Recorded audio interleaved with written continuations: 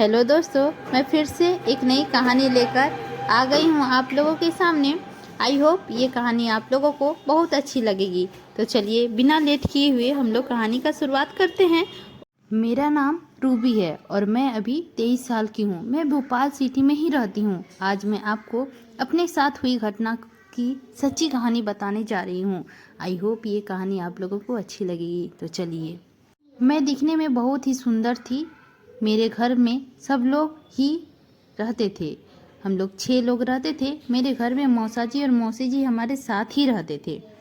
फिर मौसा जी की उम्र उस वक्त 32 साल की होगी और मैं 20 साल की थी। मौसा जी दिखने में बहुत ही सीधे लगते थे, लेकिन उसकी असलियत एक दिन सबके सामने खुलने ही वाला था और खुल ही गई। उस समय जवानी की दहलीज पर थी मैं। रोज मेरे मौसा जी मुझे बहुत घूर घूर कर देखा करते थे। उस वक्त बीकॉम फर्स्ट ईयर में मैं पढ़ाई कर रही थी। मैं कॉलेज में सबसे खूबसूरत लड़की थी। इस वक्त पर मुझे कॉलेज में अवार्ड भी मिला था। तब मुझे लड़के और बहुत सारे फ्रेंड रिक्वेस्ट भी भेज रहे थे और बात करने का प्रयास भी करते थे, लेकिन मुझे उन सब में कोई दिलचस्प नहीं था। मुझे एक दिन लगभग 2-4 लड़के प्रपोज के लिए आते थे। तभी मैं सबका इनकार कर दिया करती थी और एक्स्ट्रा आईडी पर बहुत बहुत एसएमएस भेजने लगे थे और मुझे प्रपोज भी आने लगा था। फिर एक दिन मेरी फ्रेंड स्वीटी ने मुझे बताया, तुमको क्यों नहीं हाँ बोल देती है? इतने प्रपोज आते हैं तो मुझे देखकर कोई लड़का लाइक ही नहीं करता, एक भी प्रपोज नहीं करता है कोई मुझे, लेकिन तेरे पीछे तो लड़कों की लाइन लगी हुई है। स्वीटी की यह बात सुनकर मुझे भी लगा सही बोल रही है। इधर उधर मेरे मौसा जी रोज मुझे गलत नज़र से देखते थे। तो एक दिन सुबह सुबह जल्दी कॉलेज गई। कॉलेज को खुलने को 1 घंटा टाइम था। मैं जल्दी पहुंच गई थी। तो मैं कैंटीन में बैठकर ऐसे ही रील्स देख रही थी। वहां पर एक हैंडसम लड़का आया। उसने 2 प्लेट नाश्ता ऑर्डर किया और देखने में वो काफ़ी खूबसूरत था। उसे पर्सनैलिटी वो बहुत सुंदर थी। अच्छी लड़का था ही वो। कोई भी लड़की उसको एक बार देखने के बाद उसे प्यार में पड़ने वाली ही थी। मैंने थोड़ा सोच में पड़ गई। पहले वो अकेला था। उसके 2 प्लेट नाश्ता ऑर्डर किया था। मुझे लगा कि कोई आ रहा होगा, इसीलिए शायद उसने 2 प्लेट नाश्ता ऑर्डर किया है, पर बिल्कुल ऐसा नहीं था। उसने इंडस्ट्री लग रही थी दोस्तों।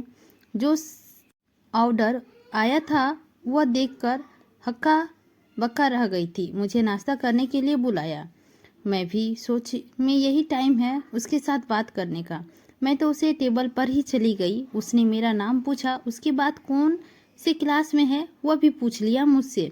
फिर मैंने भी उसका नाम पूछा। उसने बताया मेरा नाम रोहान है। फिर उसने मुझे नाश्ता करने के लिए बोला। हम दोनों ने बातें करते हुए नाश्ता किया। तभी उसने बोला, तुमसे बात करने से बहुत ही अच्छा लगता है, क्या तुम अपना नंबर दे सकती हो? मैंने कहा हाँ बिल्कुल।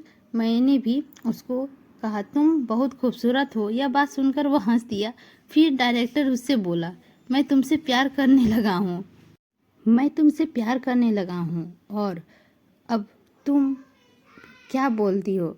मैंने भी कहा आई लव यू रोहान। उसने मुझे गला लगा लिया। फिर हम दोनों बाहर घूमने गए। उसने मुझे अब उसके बारे में सब बताया। मैंने भी उसको बताया।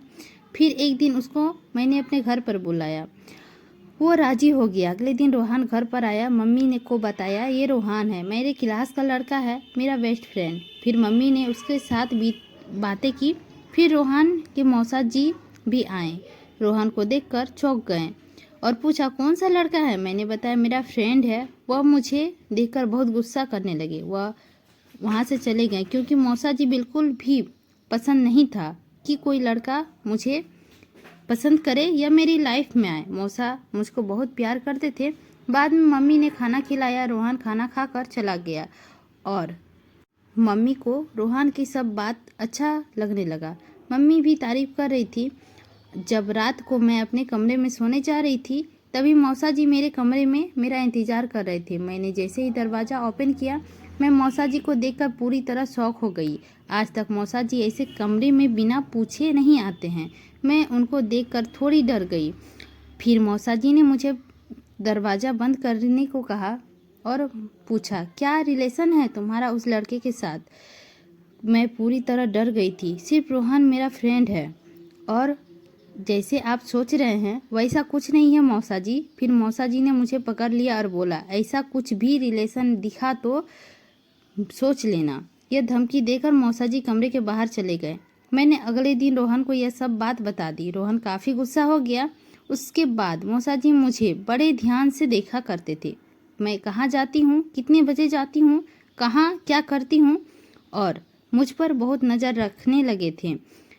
एक दिन कॉलेज से वापस आई। मैंने शर्ट के नीचे कुछ भी नहीं पहनी थी। मैंने मौसा जी को कमरे में घूरते हुए देखा। पता नहीं मुझे क्या हुआ, उसको देखकर अचानक से घबराहट हो गई और उन्हीं के सामने उछल पुछल कर अपने कमरे में गई। तो मैंने मौसा जी को ऐसा लग रहा था कि कुछ गड़बड़ की है। जैसे मैंने अपने कमरे में गई, 5-10 मिनट के बाद मौसा जी कमरे में आ गए और फिर पूछने लगा।